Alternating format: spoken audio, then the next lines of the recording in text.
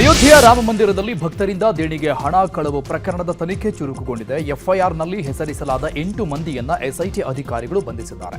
ರಾಮ ಮಂದಿರ ಟ್ರಸ್ಟ್ನ ಪ್ರಧಾನ ಕಾರ್ಯದರ್ಶಿ ಚಂಪತ್ ರಾಯ್ರ ಕಾರು ಚಾಲಕ ಹಾಗೂ ಆಪ್ತ ಸಹಚರ ರಮಾಶಂಕರ್ ಯಾದವ್ ಅಲಿಯಾಸ್ ಟಿನ್ನು, ಹಣ ಎಣಿಕೆಯ ಮುಖ್ಯಸ್ಥ ಅನುಕಲ್ಪ ಮಿಶ್ರಾ, ನಗದು ಎಣಿಕೆ ವಿಭಾಗದ ಉಸ್ತುವಾರಿ ಹಾಗೂ ನಿವೃತ್ತ ಬ್ಯಾಂಕ್ ಉದ್ಯೋಗಿ ಸುಭಾಷ್ ಶ್ರೀವಾತ್ಸವ, ಹಣ ಎಣಿಸ್ತಾ ಇದ್ದ ಅವಿನಾಶ್ ಶುಕ್ಲಾ, ಕರುಣೇಶ್ ಪಾಂಡೆ, ಮನೀಶ್ ಯಾದವ್, ಲವಕುಶ್ ಮಿಶ್ರಾ ಹಾಗೂ ರಮಾಶಂಕರ್ ಮಿಶ್ರಾನನ್ನ ಎಸ್ಐಟಿ ಅಧಿಕಾರಿಗಳು ಬಂಧಿಸಿದ್ದಾರೆ. ಅಯೋಧ್ಯೆ ರಾಮ ಮಂದಿರ ದೇಣಿಗೆ ಕಳವು ಪ್ರಕರಣ ಸಂಬಂಧ 8 ಆರೋಪಿಗಳ ಹಿನ್ನೆಲೆ ಮಾಡುತ್ತಿದ್ದ ಕೆಲಸದ ವಿವರವನ್ನ ನ್ಯೂಸ್ 18 ಈಗ ಸಿಕ್ಕಿದೆ. A1 ಆಗಿರೋ ಟಿನ್ನು ಯಾದವ್ ಟ್ರಸ್ಟ್ ಕಾರ್ಯದರ್ಶಿ ಚಂಪತ್ ರಾಯ್ ಚಾಲಕನಾಗಿದ್ದ. A2 ರವಿ ಮಿಶ್ರಾ ಹಣ ಎಣಿಕೆಯ ಸಿಬ್ಬಂದಿಯಾಗಿದ್ದ. A3 ಹಾಗೂ A4 ಆಗಿರೋ ಅನುಕಲ್ಪ ಮಿಶ್ರಾ, ಲವಕುಶ್ ಮಿಶ್ರಾ ಟ್ರಸ್ಟಿ ಅನಿಲ್ ಮಿಶ್ರಾ ಅವರ ಸಂಬಂಧಿಯಾಗಿದ್ರು. ದೇವಾಲಯದ ಪರಿಚಾರಕನಾಗಿ ಅವಿನಾಶ್ ಶುಲ್ಕಾ ಕೆಲಸವನ್ನ ಮಾಡ್ತಾ ಇದ್ರೆ ಟಿನ್ನು ಯಾದವ್ ಅಳಿಯ ಮನೀಶ್ ಯಾದವ್ ಆಗಿದ್ದ. ಉಳಿದಂತೆ ಸುಭಾಷ್ ಶ್ರೀವಾಸ್ತವ್ ನಗದು ಎಣಿಕೆ ಸಿಬ್ಬಂದಿಯ ಉಸ್ತುವಾರಿ ವಹಿಸಿದ್ದ. 8ನೇ ಆರೋಪಿ ಕರುಣೇಶ್ ಹಣದ ಸ್ವೀಕೃತಿಯಲ್ಲಿ ಅಕ್ರಮ ಎಸಗಿರುವ ಆರೋಪಿಯಾಗಿದ್ದಾರೆ. ಅಯೋಧ್ಯೆಯ ದೇಣಿಗೆಯ ಅಕ್ರಮದ ವಿಚಾರಗಳು ಬೆಳಕಿಗೆ ಬರ್ತಾನೇ ಇವೆ. ಎಸ್ಐಟಿ ತನಿಖೆ ವೇಳೆ ರಾಮ್ಲಲ್ಲಾ ಆಭರಣಗಳನ್ನೇ ಕದ್ದಿರೋದು ಬೆಳಕಿಗೆ ಬಂದಿದೆ. ಶ್ರೀರಾಮನಿಗೆ ಭಕ್ತರು ಕೊಟ್ಟಂತಹ ಮೂಗುತಿ, ಕಿವಿಯೋಲೆ, ಕಾಲ್ಗೆಜ್ಜೆಗಳೇ ನಾಪತ್ತೆಯಾಗಿವೆ. ಇನ್ನು ಈ ಪ್ರಕರಣದ ಬಗ್ಗೆ ಮಾತಾಡಿರುವ ಉತ್ತರ ಪ್ರದೇಶ ಸಿಎಂ ಯೋಗಿ ಆದಿತ್ಯನಾಥ್, ಸತ್ಯಾಂಶ ಹೊರ ಬರಲಿದೆ ಅಂತ ಹೇಳಿದ್ದಾರೆ. ರಾಮ ಮಂದಿರ ನಿರ್ಮಾಣಕ್ಕೆ ನಮ್ಮ ಪೂರ್ವಜರು 500 ವರ್ಷ ಕಷ್ಟಪಟ್ಟಿದ್ದಾರೆ. ನೀವೆಲ್ಲ 15 ದಿನ ತಾಳ್ಮೆಯಿಂದ ಕಾಯಿರಿ. ಅಯೋಧ್ಯೆಯನ್ನ ಅವಮಾನಿಸಬೇಡಿ. ತಪ್ಪು ಎಸಗಿದವರು ಯಾರೇ ಆಗಲಿ ಅವರನ್ನ ಬಿಡಲ್ಲ ಅಂತ ಹೇಳಿದ್ದಾರೆ. ಇದೇ ವೇಳೆ ಕಾಂಗ್ರೆಸ್ ಹಾಗೂ ಸಮಾಜವಾದಿ ಪಕ್ಷದ ವಿರುದ್ಧ ಯೋಗಿ ವಾಗ್ದಾಳಿ ನಡೆಸಿದ್ದಾರೆ.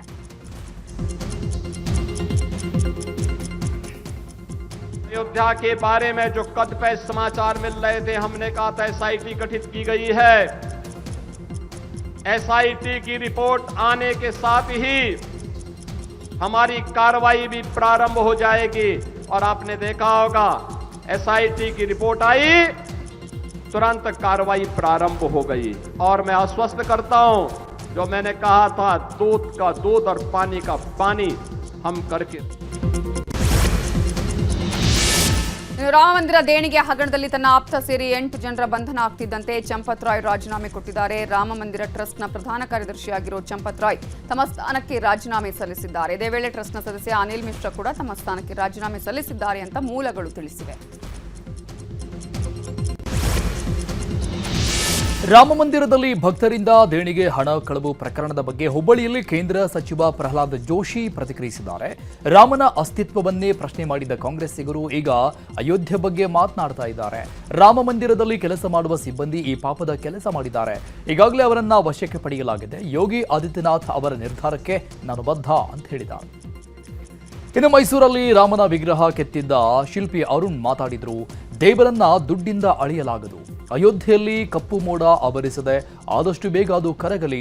ಭಕ್ತರಿಗೆ ಉತ್ತರ ಕೊಡುವ ಕೆಲಸ ಆಗಬೇಕು ಅಂತ ಹೇಳಿದ್ದಾರೆ. ಮೊದಲು ಈ ನಮ್ಮ ಕಳ್ಳತನ ಆಗಿರುವಂಥ ಹಣದ ಬಗ್ಗೆ ಮಾಹಿತಿ ಸಿಕ್ಕಿ ಭಕ್ತಾದಿಗಳಿಗೆ ಉತ್ತರ ಕೊಡುವಂಥದ್ದು ಮೊದಲು ಆಗಬೇಕು. ಆ ವಿಷಯ ಅದಾಗೇ ಆಗುತ್ತೆ. ರಾಮರ ಭಕ್ತರ ನಂಬಿಕೆಗೆ ಒಂದು ದೊಡ್ಡ ಪ್ರಶ್ನೆ ಬಂದ್ಬಿಡಿದೆ. ಇದನ್ನ ಇವರು ಕ್ಲಿಯರ್ ಮಾಡಲೇಬೇಕು. ಅದಕ್ಕೋಸ್ಕರ ಚಂಪತ್ ರಾಯ್ ಅವರು ಅವರೇ SITಗೆ ಫಾರ್ಮ್ ಮಾಡಿ ಒಂದು ಇನ್ವೆಸ್ಟಿಗೇಷನ್ ಆಗಬೇಕು ಅಂತ ರಿಕ್ವೆಸ್ಟ್ ಮಾಡಿದರು. ಸರಿಯಾಗಿ ಮತ್ತೆ ನಮ್ಮೆಲ್ಲರ ನಂಬಿಕೆ ಈಗ ಸದ್ಯಕ್ಕೆ ಏನಂತೀವಿ, ಈ ನಂಬಿಕೆಗೆ ಗಿಡಕ್ಕೆ ರೋಗ ಬಂದಿರುತ್ತೆ ಅಂತ ಹಂಗೆ ಆ ರೋಗ ಜಲ್ದಿ ವಾಸಿಯಾಗಿ ಮತ್ತೆ. ಈಗ ಕ್ರೈಮ್ ಸುದ್ದಿಗಳನ್ನು ನೋಡೋಣ. ದಾವಣಗೆರೆ ಜಿಲ್ಲೆ ಹರಿಹರದಲ್ಲಿ ಶಂಕಿತ ಉಗ್ರನ ಬಂಧನ ಪ್ರಕರಣದ ತನಿಖೆಗೆ NIA ಎಂಟ್ರಿ ಆಗಿದೆ. ಹರಿಹರ ಗ್ರಾಮಾಂತರ ಪೊಲೀಸ್ ಠಾಣೆಗೆ ಆಗಮಿಸಿದ NIA ಅಧಿಕಾರಿಗಳು ಶಂಕಿತ ಉಗ್ರ ಸುಹೇಲ್ ಹಾಗೂ ಆತನ ಸಹೋದರ ಶೋಯಿಬ್ನನ್ನು ಬೆಳಗ್ಗೆ 11 ಗಂಟೆಯಿಂದ ವಿಚಾರಣೆ ಮಾಡುತ್ತಿದ್ದಾರೆ. ಶಂಕಿತ ಉಗ್ರ ಸುಹೇಲ್ ಮೊಬೈಲ್ ಪರಿಶೀಲನೆ ನಡೆಸ್ತಾ ಇರುವ ಅಧಿಕಾರಿಗಳು ಯಾವ್ಯಾವ ವಾಟ್ಸ್ಆಪ್ ಗ್ರೂಪ್ಗಳಲ್ಲಿ ಇದ್ದ ಅನ್ನೋದನ್ನ ಪರಿಶೀಲಿಸುತ್ತಿದ್ದಾರೆ. ಕೆಲ ಮೆಸೇಜ್ಗಳನ್ನು ಡಿಲೀಟ್ ಮಾಡಿರುವ ಶಂಕೆ ವ್ಯಕ್ತವಾಗಿದ್ದು ಮೊಬೈಲ್ನ ಬೆಂಗಳೂರಿನ FSLಗೆ ಕಳುಹಿಸಲು ತೀರ್ಮಾನಿಸಿದ್ದಾರೆ. ಪರಿಷತ್ ಚುನಾವಣೆಯಲ್ಲಿ ಅಡ್ಡ ಮತದಾನ ಹಿನ್ನೆಲೆ ಬಿಜೆಪಿ ಸತ್ಯಶೋಧನಾ ಸಮಿತಿಯನ್ನು ರಚಿಸಿತ್ತು. ವರದಿ ಕೊಡುವಂತೆ ಆದೇಶವನ್ನು ಮಾಡಿತ್ತು. ಇದರ ಬೆನ್ನಲ್ಲೇ ಸಿಟಿ ರವಿ ನೇತೃತ್ವದ ಸಮಿತಿಯಿಂದ ವರದಿ ಸಿದ್ಧವಾಗಿದೆ. ಸೋಮವಾರ ಬಿಜೆಪಿ ರಾಜ್ಯ ಕಚೇರಿಯಲ್ಲಿ ರಾಜ್ಯಾಧ್ಯಕ್ಷರಿಗೆ ವರದಿಯನ್ನು ಸಲ್ಲಿಸಲಿದ್ದಾರೆ.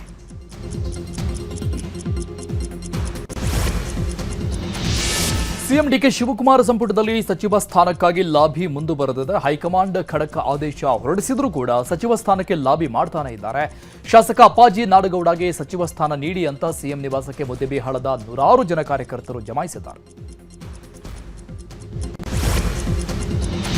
ಬಿಡದಿ ಟೌನ್ಶಿಪ್ ವಿಚಾರವಾಗಿ ಕೇಂದ್ರ ಸಚಿವ ಎಚ್ ಡಿ ಕುಮಾರಸ್ವಾಮಿ ಮತ್ತೊಮ್ಮೆ ಸಿಎಂ ಡಿಕೆ ಶಿವಕುಮಾರ್ ಅವರನ್ನ ಚರ್ಚೆಗೆ ಆಹ್ವಾನಿಸಿದ್ದಾರೆ. ನಾಳೆ ಬೆಳಗ್ಗೆ 11 ಗಂಟೆಗೆ ಬಿಡದಿ ಬೈರಮಂಗಲಕ್ಕೆ ಭೇಟಿ ಕೊಡ್ತಿದ್ದೀನಿ, ಅಲ್ಲಿಗೆ ಬನ್ನಿ ಚರ್ಚೆ ಮಾಡೋಣ ಅಂತ ಹೇಳಿದ್ದಾರೆ. ಕೆಲ ರೈತರು ಜಮೀನು ಕೊಡೋದಕ್ಕೆ ಒಪ್ಪಿರಬಹುದು, ಆದರೆ ಎಲ್ಲರ ಮೇಲೆ ಗದಾ ಪ್ರಹಾರ ಮಾಡೋದಕ್ಕಾಗತ್ತಾ ಅಂತ ಪ್ರಶ್ನಿಸಿದ್ದಾರೆ. ಬಿಡದಿ ಟೌನ್ಶಿಪ್ ವಿಚಾರವಾಗಿ ಡಿಸಿಎಂ ಪರಮೇಶ್ವರ್ ಪ್ರತಿಕ್ರಿಯೆ ಕೊಟ್ಟಿದ್ದು, ರೈತರ ಒಪ್ಪಿಗೆ ಪಡೆದು ಟೌನ್ಶಿಪ್ ಮಾಡ್ತೀವಿ ಅಂತ ಹೇಳಿದ್ದಾರೆ. ರೈತರಿಗೆ ಹೆಚ್ಚು ಪರಿಹಾರ ಬೇಕು ಅಂದ್ರೆ ಕೊಡೋಣ. ಎಐ ಹಬ್ಗೋಸ್ಕರ ಟೌನ್ಶಿಪ್ ಮಾಡ್ತಾ ಇಲ್ಲ, ಬೆಂಗಳೂರಿನ ಮೇಲೆ ಆಗ್ತಾ ಇರುವ ಒತ್ತಡ ಕಡಿಮೆ ಮಾಡೋಕೆ ಟೌನ್ಶಿಪ್ ಮಾಡ್ತಾ ಇದ್ದೀವಿ ಅಂತ ಹೇಳಿದ್ದಾರೆ. ಎಚ್ ಡಿ ಕುಮಾರಸ್ವಾಮಿ ಬಗ್ಗೆ ಇಲ್ಲ ಸಲ್ಲದ ಆರೋಪ ಮಾಡಿದ ಪ್ರದೀಪ್ ಈಶ್ವರ್ ವಿರುದ್ಧ ಶಾಸಕ ರವಿಕುಮಾರ್ ಆಕ್ರೋಶ ವ್ಯಕ್ತಪಡಿಸಿದ್ದಾರೆ. ಶಾಸಕನಾಗುವ ಮೊದಲು ನಿನ್ನ ಆಸ್ತಿ ಎಷ್ಟು, ಈಗೆಷ್ಟಿದೆ, ಕಾಂಗ್ರೆಸ್ ಪಾರ್ಟಿಗೆ ನಿನ್ನ ಕೊಡುಗೆ ಏನು, ಸಿನಿಮಾ ಡೈಲಾಗ್ ಹೊಡೆದು ಮಾತಾಡೋದು ನಿಲ್ಲಿಸಬೇಕು ಅಂತ ಹೇಳಿದ್ದಾರೆ.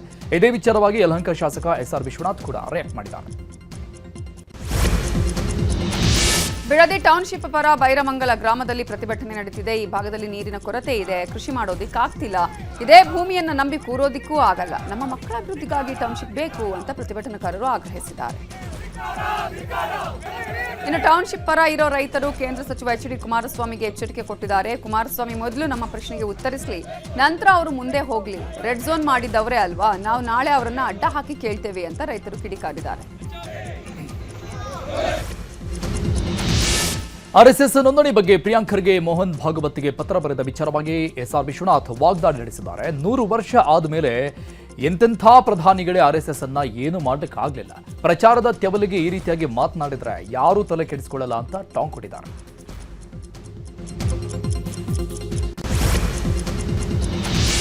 ಯುದ್ಧದ ಎಫೆಕ್ಟ್ನಿಂದ ಜನೌಷಧಿ ಕೇಂದ್ರಗಳಿಗೆ ಮೆಡಿಸಿನ್ ಸಪ್ಲೈ ಸಮಸ್ಯೆಯಾಗಿದೆ. ಈ ಕುರಿತು ಪ್ರಧಾನಮಂತ್ರಿ ಭಾರತೀಯ ಔಷಧ ಕೇಂದ್ರಗಳ ಮಾಲೀಕರ ಸಂಘದಿಂದ ಮಾಧ್ಯಮಗೋಷ್ಠಿ ನಡೆಸಲಾಯಿತು.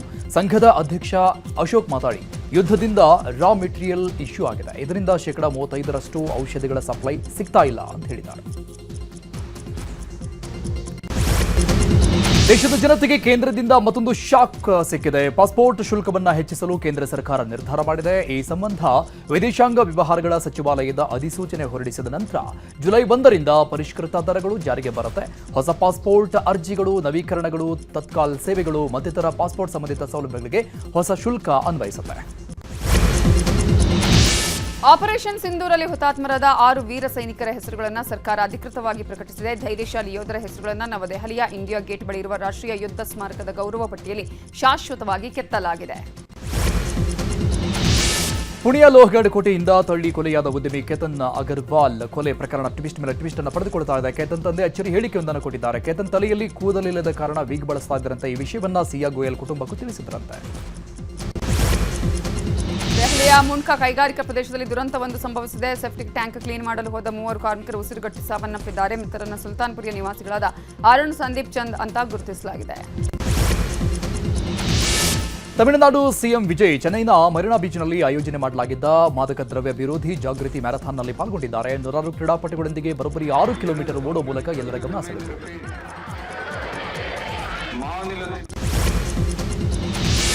ಮಹಾರಾಷ್ಟ್ರ ರಾಜಕಾರಣದಲ್ಲಿ ಆಪರೇಷನ್ ಪರ್ವ ಮುಂದುವರೆದಿದೆ. ಶಿವಸೇನೆ ಉದ್ಧವ್ ಠಾಕ್ರೆ ಬಣದ 6 ಸಂಸದರನ್ನ ಆಪರೇಷನ್ ಟೈಗರ್ ಮೂಲಕ ಏಕನಾಥ್ ಶಿಂದೆ ಬಣ ತನ್ನತ್ತ ಸೆಳೆದುಕೊಂಡ ಬೆನ್ನಲ್ಲೇ ಉದ್ಧವ್ ಬಣದ 14 ಶಾಸಕರು ಅಜ್ಞಾತ ಸ್ಥಳದಲ್ಲಿ ಏಕನಾಥ್ ಶಿಂದೆ ಅವರನ್ನ ಭೇಟಿಯಾಗಿದ್ದಾರೆ. ಈಗ ವಿದೇಶದ ಪ್ರಮುಖ ಸುದ್ದಿ.